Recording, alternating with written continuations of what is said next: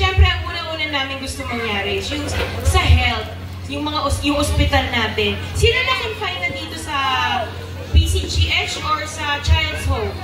Tama po ba na, hindi ko lang alam kung totoo na nasa monoblock, pag nasa ER, tapos dextrose, minsan 3 days daw? Tama po ba?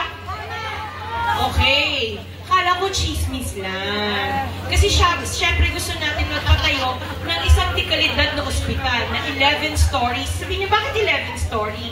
Syempre ngayon, ang liliit na naputol ng lupa ng Pasig na wala na malaking lote. So ang only way na mapacify natin lahat is kung pataas. Tama po ba? So ang gusto natin nandun, kumpletong gamit. Bakit? Kasi sa office namin, araw-araw may nagsusulisit na pandagdag ng MRI, pandagdag ng CT scan, dagdag ng laboratory, kasi wala yata yun sa PCGH. Tama po ba?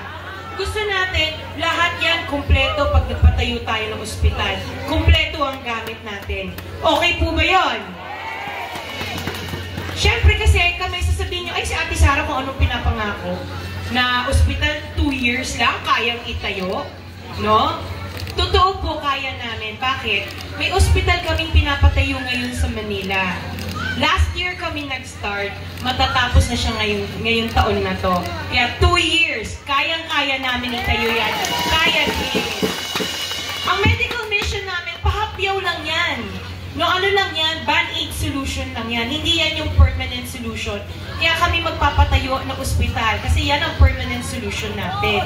At syempre gusto natin zero billing. Alam niyo ba, na-inspire kami kay Gov Tamayo ng South Cotabato, pwede niyo siyang i-research. Sa South Cotabato, wala silang binabayaran. Wala silang cashier sa ospital.